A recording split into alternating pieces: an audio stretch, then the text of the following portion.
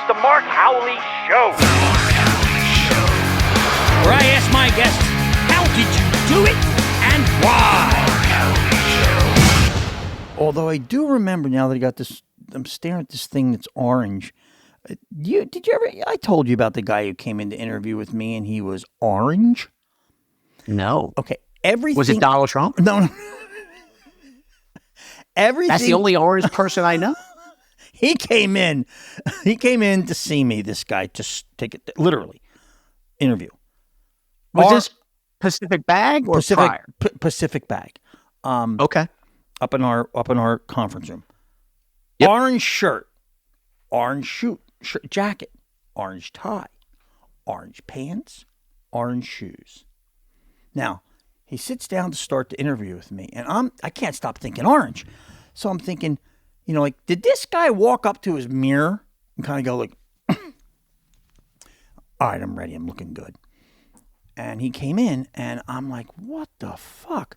And I think, we are looking for sometimes that squeak, that wheel that maybe have a little wobbly on the back and try and fix it up.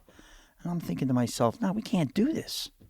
Now, I guess that's a form of discrimination against color, but no, it was all orange. So, it's a form of good. It's a form of good decision making on your part to take a pass on this. And so anyway, I'm like, I end the interview, and you write notes, and I just write orange. That's my only note. Orange. And it's what the fuck else can I say? Was he a Tennessee Volunteer fan or something? Did he mention that he went to the University of Tennessee? No, I'm serious. No, I mean, that would what be. else? But he should throw a white in there if he's a Tennessee Volunteer. I mean, yeah, well, listen, sure. Listen, white shirt and then everything else orange. All orange is fucked up no matter what you do. And then I had another guy. This is just for anybody young who's interviewing. Okay, catch this shit. All right, don't do this. He must have read this in a book. We're interviewing for a little while, right? We're talking around, and he's like, Then he saddles on up to me on like a square thing, and he leans in. He says, listen, I'm in business. You're in business. Okay? We agree. And I'm like, oh, yeah. Let's work here. Let's find a way for me to win and you to win. I bring in some money. You bring in some money. We just have to work together to come to this answer. You see what I'm saying? So let's have that conversation. And I'm a little flabbergasted, so what I always do is just kind of whisk away for kind of pedal around the conversation, like, wow, that's really, let me give some thought to me never hiring you, asshole. What the fuck? He must have read that in some book. So let me tell you, if you're 24 or 25, don't try that one. Next one is, don't wear fucking orange. These are two good pieces of advice. Okay. So, we've been interviewing a lot recently, trying to find people. And it's funny because I had two starkly different experiences. But I had one young man who I don't know how because by the time I'm talking to him, they've spoken to multiple people in the organization. And it's like, I talk to him when it's like, Glenn, we like him. Just give the I love this story. I love this story. On. Go ahead. I got to hear it. Get this one out. So I typically, and because, I'm not the bad guy working with the person most. So when the people who are going to work with them most pass them along to me, my take is, unless they really do something crazy, they're going through because everyone who's talked to them so far likes them, and they're the ones who are going to work with them more. I'm not going to kill this thing. And again, unless there's something egregious. And oh, by the way, in the 25 to 30 years I've been doing this, I've never done that where when they've gotten to me, I've said, yeah, everyone says yes, but I'm saying no and veto. I've never done the veto. This young fella, I'm interviewing him, and I mean, the most basic stuff, like, if you're currently leaving a position or out of that position, someone's going to ask you, well, why are you leaving? Mm-hmm. Good question. Have an answer to that question. I asked this kid, I said, so, I noticed that you left so-and-so corporation 2-3 months ago. Can you tell me why you left? And look, you could do anything at that point. You could say, well, you can wiggle all around. It had grown stale. I wanted to try new things. Job wasn't interesting. Whatever. He gives me the, I don't know. I mean, they let me go. I'm not sure why. So I'm like, all right, let me flesh this out. And now, against my better instinct, I'm throwing lifelines. I'm like, okay, well, the economy, it's been a tough year. Inflation, a lot of businesses are down. layoffs. That's tough. They're Yeah, it's cutting tough people. stuff. We all take a beating. He's like, oh, no, they were doing great. They were hiring people. That's what he said to me. He tells me he has no answer for why he left. And then he tells me that they need people. They're desperate for people. And in this moment, when they're desperate for people, they decided I was so fucking bad that they're cutting me loose. Basically is what he tells me. So now I'm like sitting there and I feel like I'm in an alternate universe because now I'm like, oh my God, I hope this goes somewhere. So again, whole interview goes on.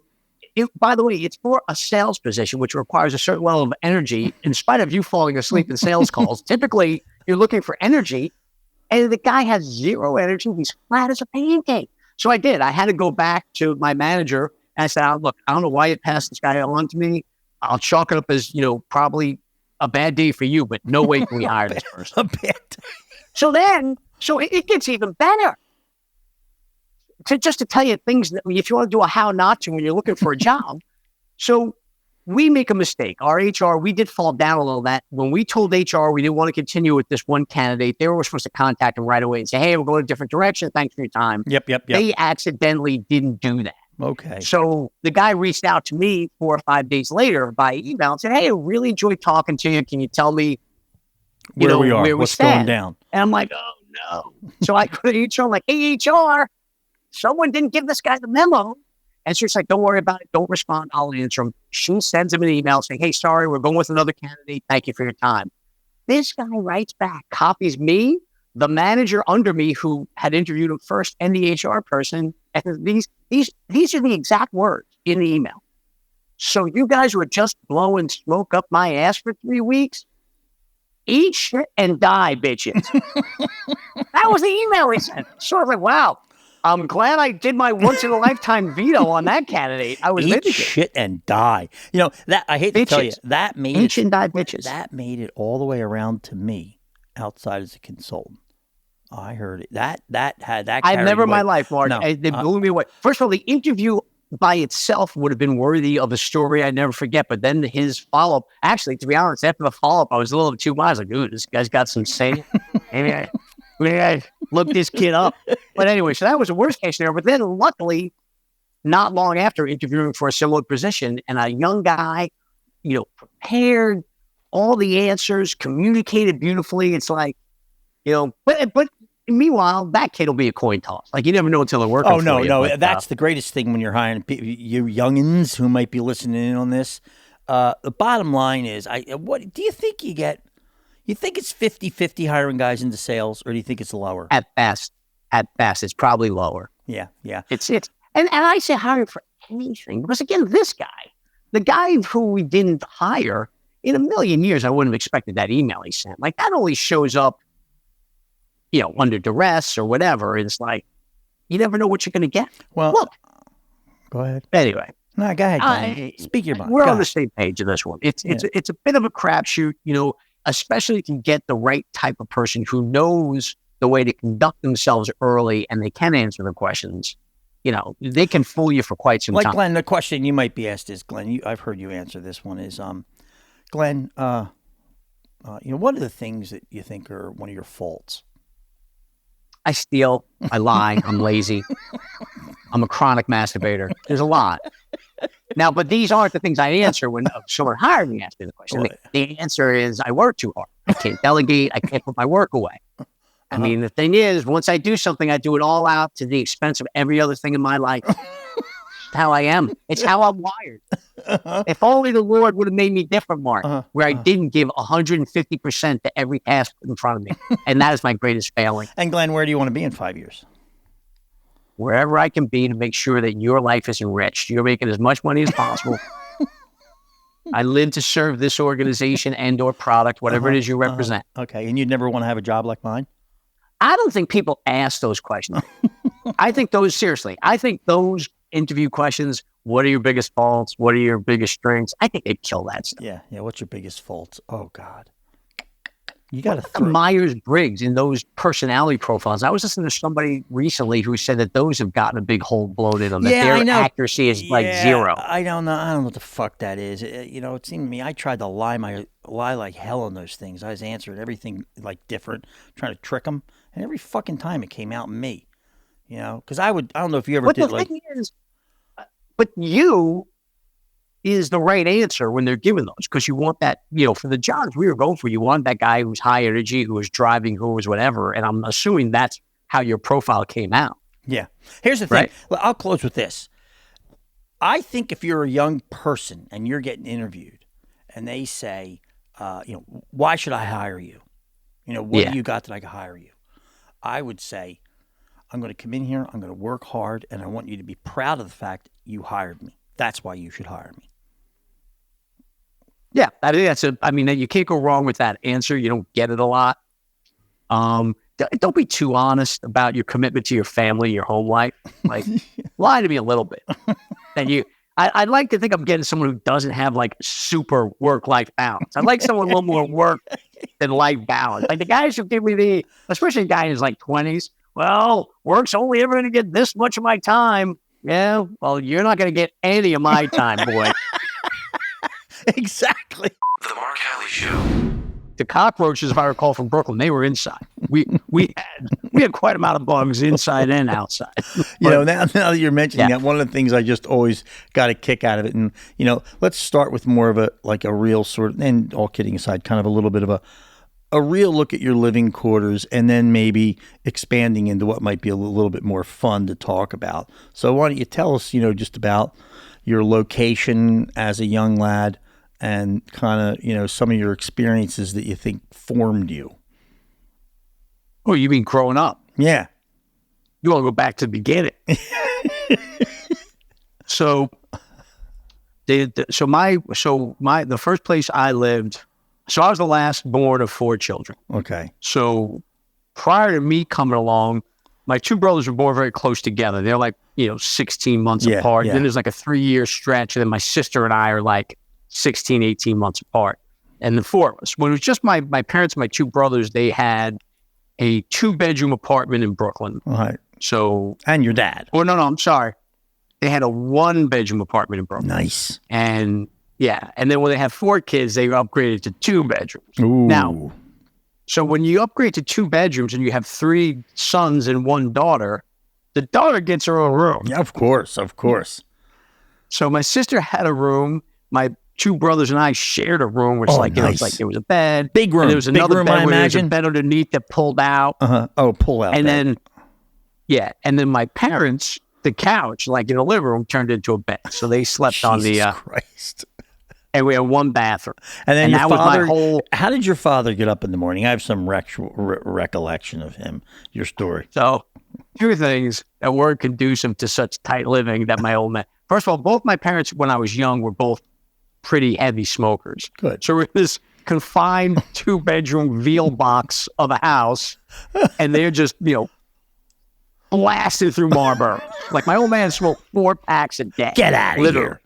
4 packs a day. Yeah. It's like he's swallowing them. So not only was the smoking bad for confinement, but he also, for whatever reason, Mark, my father, was a liberal man. He slept in the nude. Oh, well, that's okay. And by the way, slept in the living room.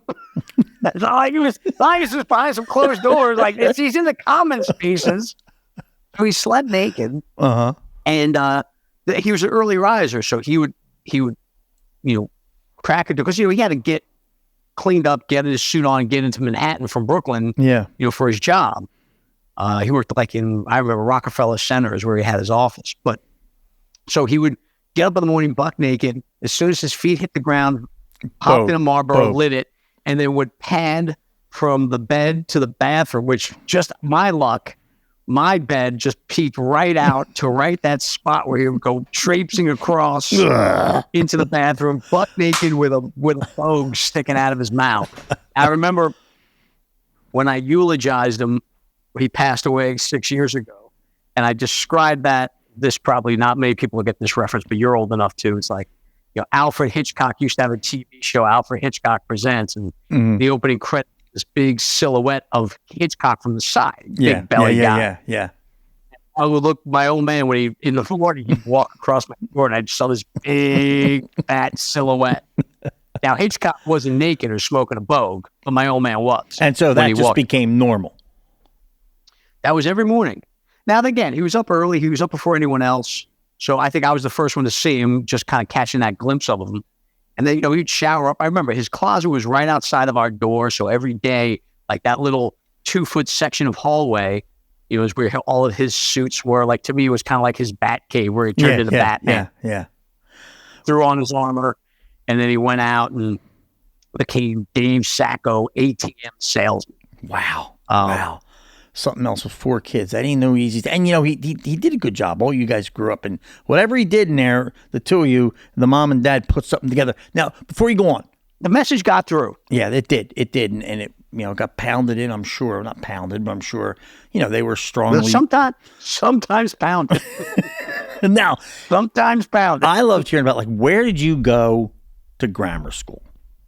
Where did you start off? PS200. Okay, I just got muffled a little bit. What'd you say?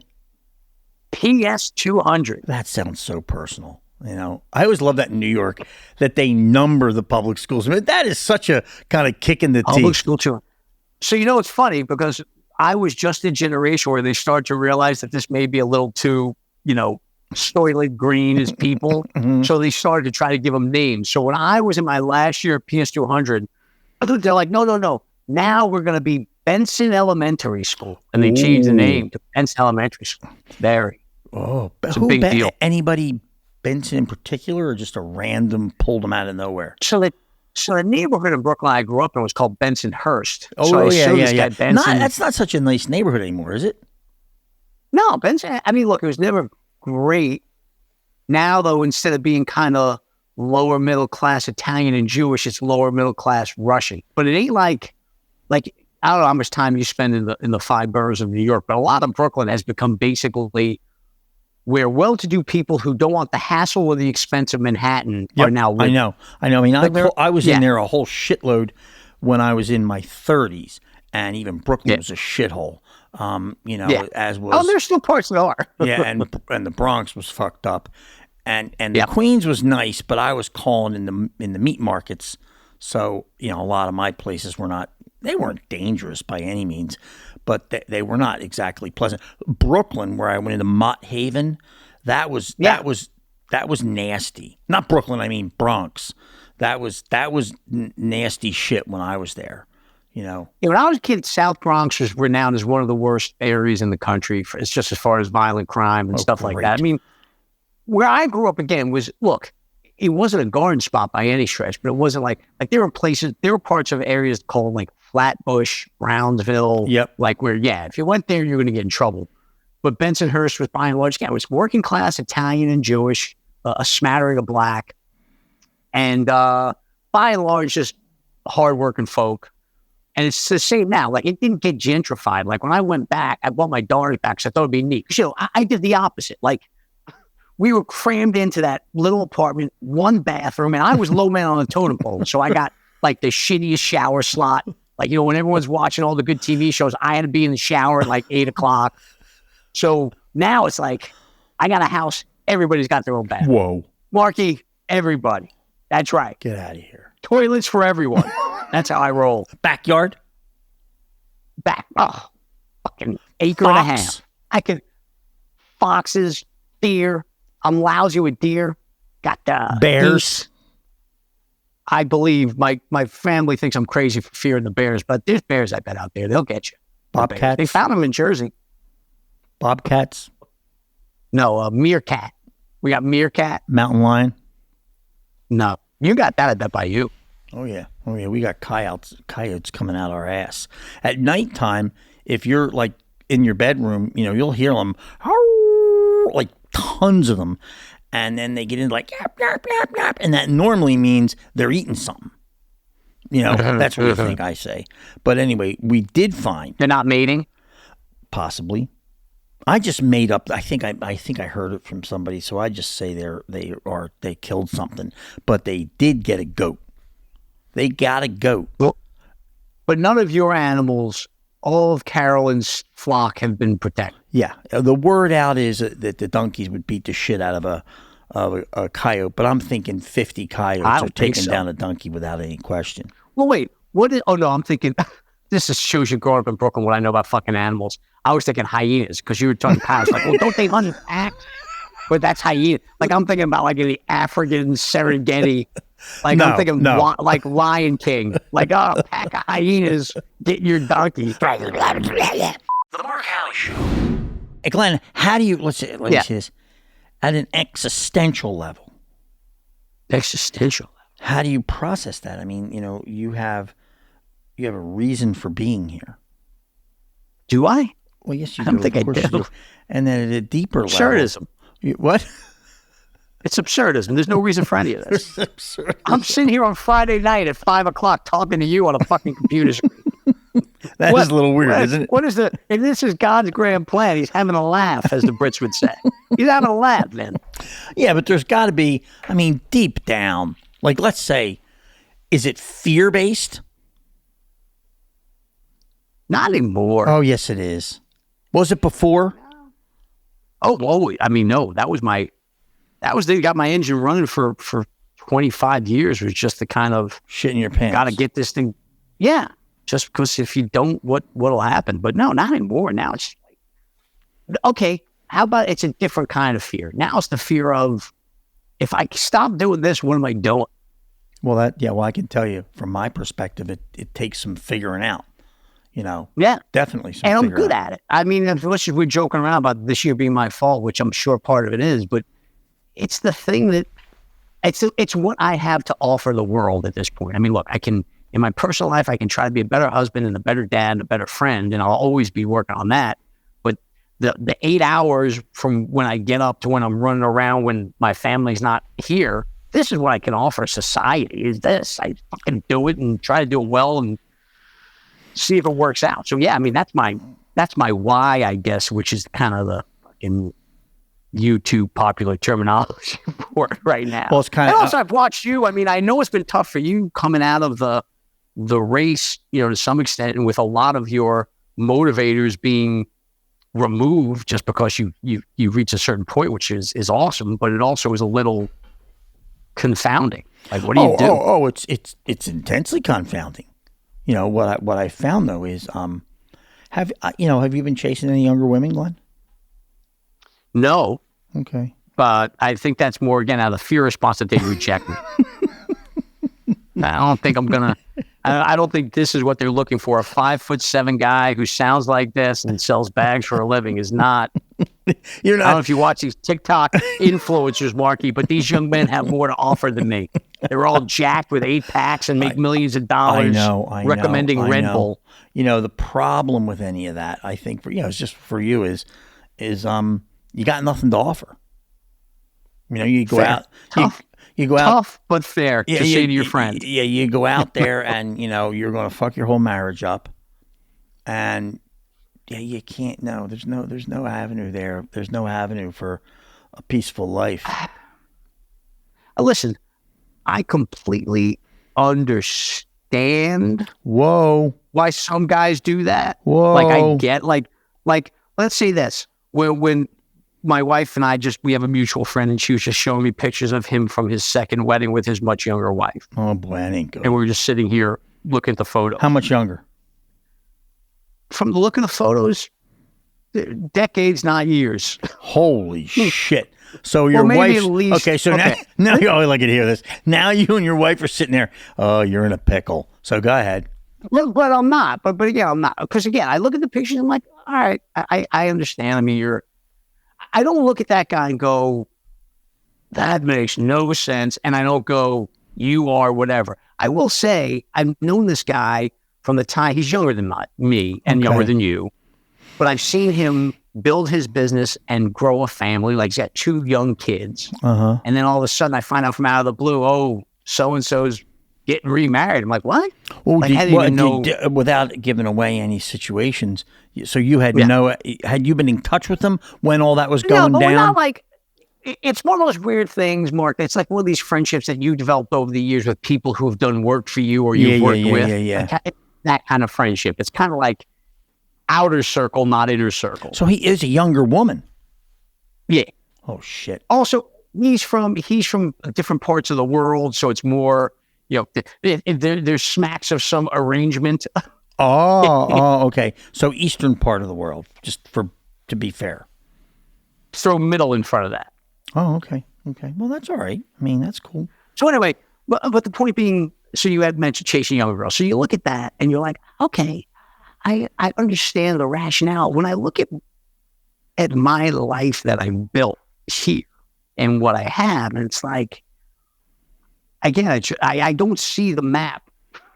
Oh no, it's like you remember when we were Asia, and that the young lady chased me through the hall. The young lady walking all around through. What happened there again? I get such a kick out of that. I don't know what we were at the night market, you and me, and we were buying stuff for our wives and kids, and then we went back to the hotel. And we were going to meet in the bar to hang out, but I wanted to bring all my packages upstairs. And that young woman, the elevator stops on my floor. She gets off in front of me, like her back was. So she was in the elevator with you. She was in the elevator with me. She gets off the elevator in front of me. She starts walking. I start walking towards my room. I'm behind her. And we're kind of making the same turns. And at one point, she just kind of looks over her shoulder at me and smiles at me. And I'm like, we keep walking. We keep going to the same place. We end up, both of us, we're at my room. And she's looking at and she's like... in your room or at your room? No, at the door of my room. My God, Mamma Mia. And she looks at me and she said, I'll never forget, Mark, because it's a very traumatic moment for me. She's like, she had an accent. She was in China. Shocking, and I believe we're in Shenzhen. And she said, do you want massage? And I said, no. No. And then, no. And then this young woman, who I guarantee you, I doubt she was 20 years old. I bet she wasn't even 20. That was a bummer. Beautiful, beautiful young woman. And she said, why not? Because I'm fucking married. She had me. Marcus, she had me dead. I wish I could have thought that. I was frozen. I was like, why not? It's like, holy shit, why not? I'm 6,000 miles from home. There we go. Mark would understand. Of course. Oh, no. So she said, why not? And I was just like, listen, no, all kidding aside, you were waiting downstairs. I am not. We've covered this. That switches off. Yeah, I'm that's not where we going turn there. that puppy off. By the way, the switch is, you get up every morning and the question becomes, is the switch on where you're willing to accept, things coming in, lighting, the like. And then there's a whole nother switch in life and that's just off, lights off. Mine has been off. I just get up every morning. I don't even ask. It's just off. So Glenn, it's off. And this young pretty woman who you think is a dog when you walk up there, think, oh my God, this is ugly just because that's your eyes at your door. Exactly. At my door, want massage. I said, no massage. And she's like, why not? And I'm like, and then she starts to do this weird thing where like she has her phone. She looks at her phone and she like looks at my room number on the door as if like, it's almost like she's pantomiming. Somebody told me that somebody at this room number. Come on, dude, somebody's in on that. I mean, come on. I don't know. I have no idea. Good Lord. Who knows? Actually, nice. Anyway, so Mark, and then I revert from, tired, jaded businessman as I'm going up in the elevator to now I'm like 13-year-old scared schoolboy, like, So I say, no massage. I go in the room, I shut the door. And I know it probably wasn't this great, but I remember like I collapse against the door with my back door, like, and I'm like going to the peephole. Is she gone? Is she gone? And then I finally figured, all right, I'll wait it out here until I know she's gone. Then I'll come down and see you. And then when I did finally get back down the bar, you and I were sitting there with one of those high tops, and she and her friend were across the bar, and I could see her like motioning to me, like giggling with her friend, like, that's a little wuss bag. I wouldn't get a massage. Look at him. Look at him with his pasty buddy. But you were a little scared. I remember you were a little. Yeah.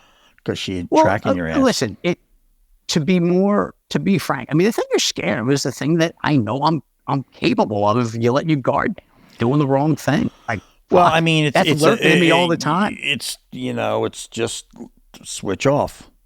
That's all I can say. Well, switch off. Well, we say that as though it is this thing. Like as soon as I say the switch is off, there is some little demon in me trying to push the switch back I know, but first off, my daughter's listening. Listen, Mark, she's got to know that inside all of these men who love her lurks a monster.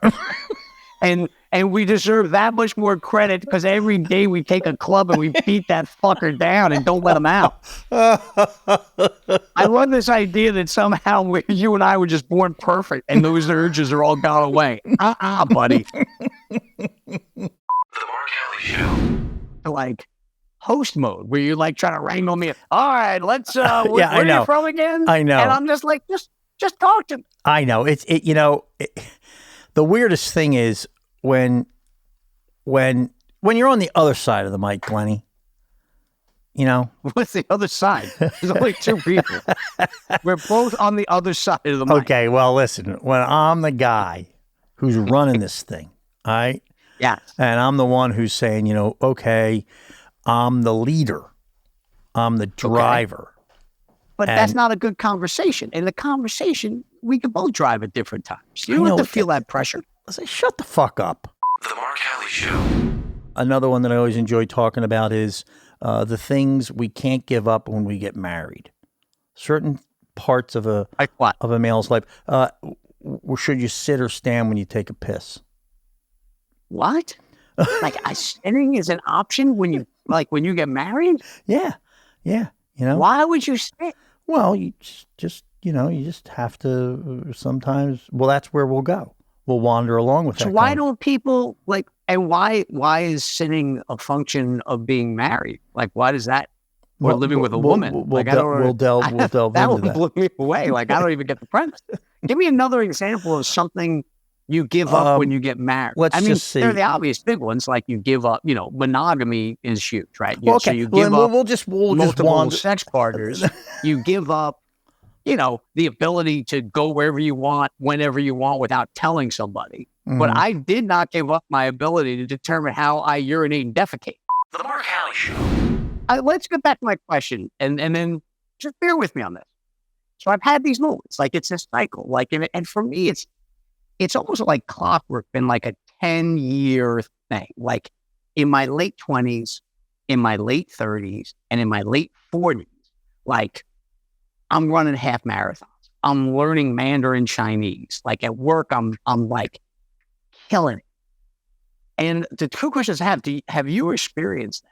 But for me, my fear now is I'm 53, you're 63. Uh-huh. Does a time come when the cycle, you just stay in the trough, like you don't get to go back up? Because that's what I'm like, so when I stand at 59, I'm going to start smoking the ball again? Or at 59, am I like... Yeah. But did you experience that? Oh, did absolutely, you feel like you absolutely. Throughout my life. Now, I have had, in addition to that, I've had some just general emotional issues. I have struggled at different times with anxiety or depression, and that's something that I have to be taken care of. I've had to have medication. I've had to have things done.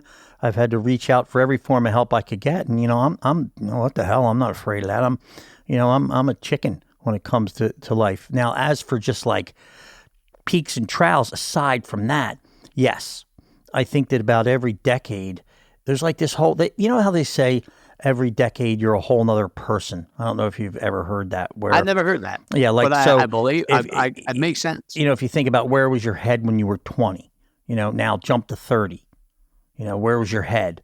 You're a whole new person, now at 40, a whole new person. Your whole perspective changes. Now you're 50. Everything should be starting to get cleaned up. Sounds like you got it all fucked up again. No, well, but it's funny because your point, which I didn't think of it that way, because you were talking about the troughs a little bit. And first of all, I do remember those times and we talked about them a lot. And I've had similar times and, between therapy or just whatever, trying to work through those.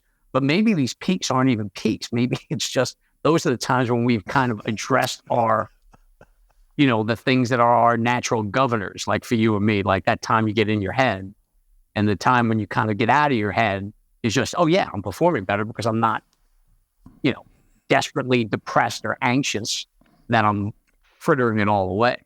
So that could be it, more than me hitting these high notes. It may just be me climbing out of the you could float from just kind of like low note to maybe slightly low note to kind of back to normal, floating back down into a trowel. But no, here's what I'll answer it for you. I think since the time I sold the business until now, 5 years later, including COVID, it's been hard to find that buzz, in an event. I like doing this, and it has the buzz of just interacting with somebody. And anytime I'm chatting with somebody I don't know, it gives me a real buzz. But then it's like, what else in work gives me a buzz? You know, I try to do some help with volunteering with people. I train your guys, which you know, takes up, it's not that my schedule isn't pretty full, but I start looking for like, where's that buzz? Where's that buzz? And, you know, that thing that like drives me.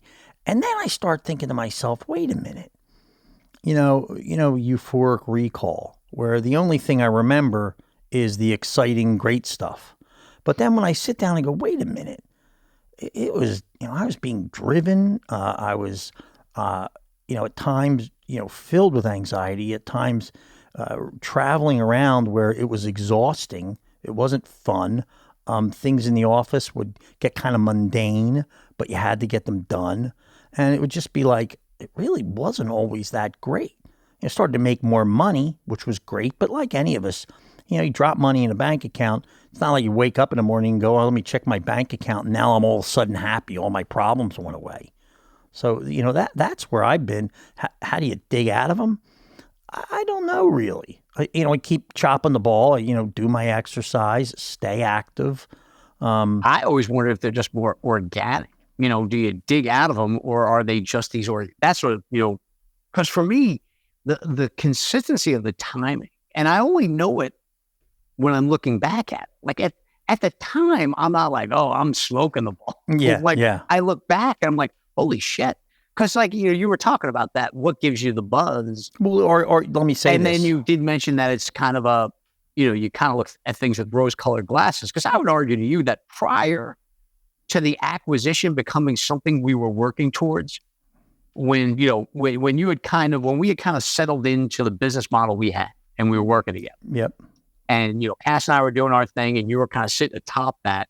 I would bet if you really examine that time, you probably weren't fire with buzz. I wasn't. Because it was very much kind of a rote. Yeah, thing. you know, you got up over the hill. You know, it's kind of like I always thought, you know, I was chasing a bus. I don't know what the hell I was chasing. And as I got closer, I started to smell the gas coming off the back of it. And I thought, oh, I'm getting closer. Then I got really close. I could read the sign. I'm like, oh, this is great. I jumped up on the thing and I'm like, oh, it's a fucking bus. Right. You know, you know, what, you know, and then, you know, what's the next thing I can go after? Which at times the thought was, okay, do I want to go out and borrow a shitload more money and buy, you know, like whatever, buy Pack Plus? And then I have not 70 people, or we have not 70 people working with us. We have 120. And now you get your name down in LA. But do you really want that?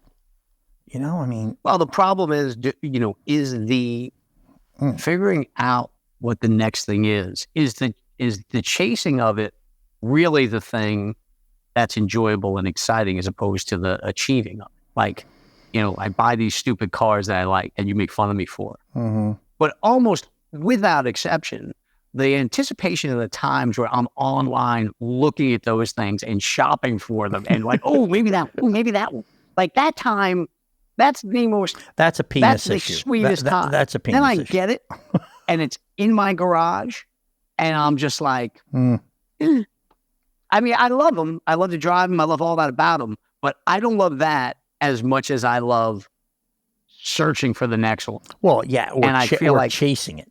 You know, chasing it is better. The search I found changed everything. And the whole process. Like, you know, now look, like you know the effort that goes into the business side of that. You know, building something, you know, making it functional and then making it excel and then reaping the benefits of that takes a ton of energy, effort, you know, and it takes some of the life out of you. Preparation, and, that's you know, the biggest thing. You know, getting but the point being, to sauce up again, like you just said, do I want to just start at the beginning? Like the idea of jumping on, like to fly another 3 million miles, which probably between us, we've probably flown 5 million combined, but it's like to put another 2.5 million miles on the clock to fly, to do things like, oof. Like I've thought about like, oh, I know how to import, you know, and distribute. I know what I'm going to do. I'm going to go down to Costa Rica and I'm going to find like the coolest wood shit, right? Like wood and, you know, fucking paintings that are done by poor people and bring them up here and just make myself like a little bit of a, helping the world, not marking it up a whole lot. I got my garage. That's plenty of room for a warehouse. Move some of the shit out. And then I think, no, I'm not going to do that. That's not enough space. I'm going to find some little shit, right? Like little tiny things in a box. What are they? I don't know. Barrettes. Little shit. Like a barrette. Consumables? Whatever. I don't know. And then I thought the other thing would be, how about you did something like online that was not, you don't buy it. You just arrange to get it. Like you put up some cool pictures of some artists locally, and they say, "Oh, you mean like Amazon, Mark? Like you think you're gonna be Amazon? Like I feel like this is Amazon, but for shit nobody wants. Like Bezos is a fucking genius. This is the Amazon of things people want to buy. Mark Howley is gonna come to the Amazon with the shit nobody wants. Yes. Or you talk to your friends and they're like, I've got the poor people art. I've got a couple of broken toilet seats. Guy, like a guy I know in Philly, right? Just this guy. And he made money doing dog rope things that the dog fights pulls on. You throw a dog a little thing with a knot in it, and he bites it, and you pull on it. A toy. Yeah. So I'm thinking to myself, why can't I get a toy? Right? Small plush animals.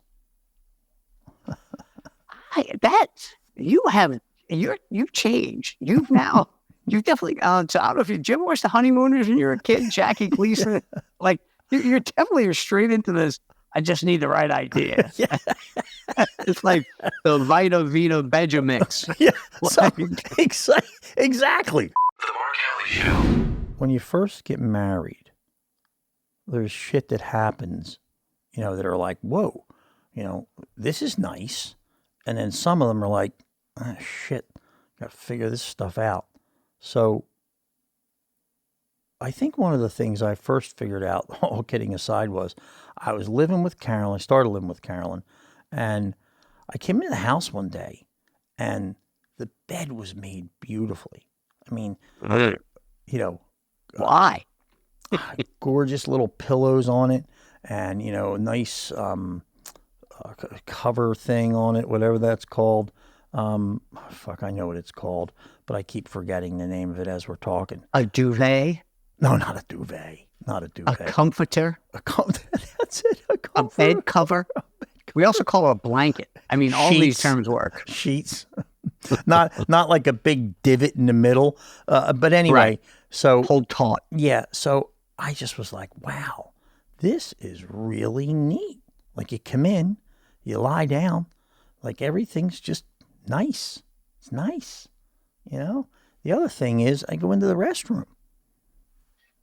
And there's not big brown things around the inside of the hopper, the crapper.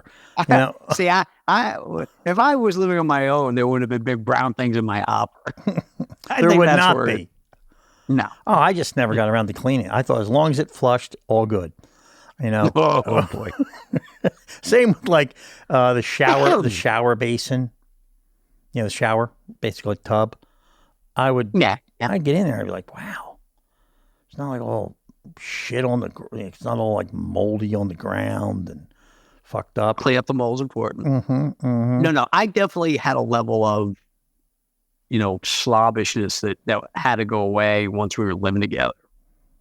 But, you were talking about this earlier. You were talking about the bathroom thing, like the idea of, what changes when we lived together for a long time before we got married. So we were very much, by the time we got around to get married, we were together 5 years and lived together most of that time before we got married. All right, well then back up the first time you lived together. It's really just the same thing.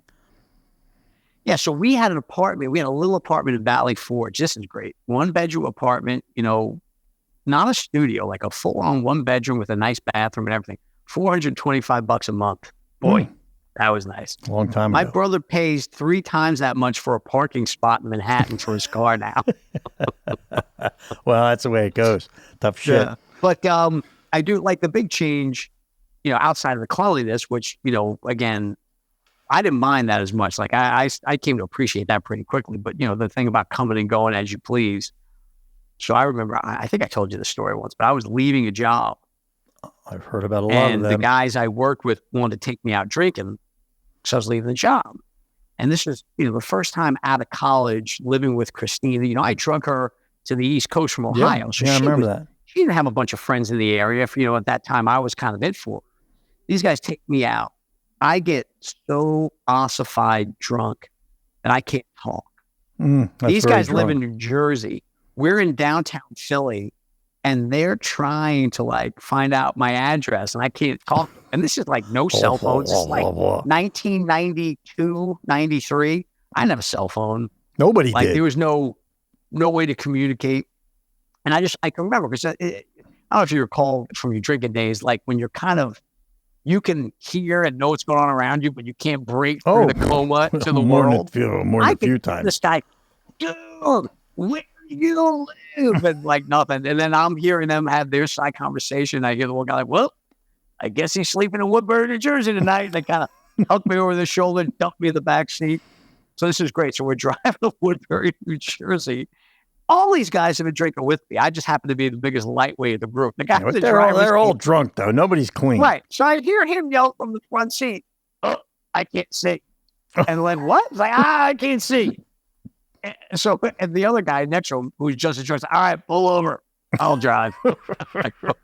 But you're in the back. But the bottom line is, I end up unable to communicate with Christina. Finally, we get back to this guy's apartment in Woodbury, New Jersey. He gets all the folks. He has my home number. He's calling Christina just to tell her I'm okay. It must be 3 a.m. by now. She's sitting there wondering what the hell happened to me. I can overhear the conversation, but again, I'm out of it. And in my head, I'm like, don't joke with her. And he's being all, hey, Christina, I got good news and bad news. I'm like, no. But the bottom line is, they dropped me off the next morning, and it was one of the first real times where I thought she might leave me. Yeah, she's just fucking rip shit. And you walk in there, first of all, I walk in there and I can't even talk to her and apologize because I'm like, I got to go throw up. I go in the bathroom, I puke, and then I come out and apologize. But she's just not talking to me the whole thing. And that was that was a real game changer for me. Wait a minute. You two have now pulled up stakes and you're starting this life together here in this apartment. Gone are the days where you're just let it willy-nilly. You can't just let it fly anymore. Someone else is dependent on you. Yeah. And that was the one. When you talk about what changed, that was the day I was like, all right. Here goes mine in the opposite direction. So, I'm clean at the time, staying sober, being a good boy. Start hanging with Carolyn a lot. My lease ends, we move in together. And I really hadn't, per se lived with her up to that point. And I come in one day and it fucking stinks like weed. Right? So I'm like, what the fuck is going on here? I never really cared about it. But I go in, she's just cleaning everything up. And I'm like, hey, you getting high? And she goes, oh yeah, I like to smoke pot sometimes just because I'm getting ready to clean the house. I put some good music on. And all of a sudden I'm like, wow, I'm hanging out with a druggie. The Mark Halley Show. But my mother's father was an addicted gambler right up until he died.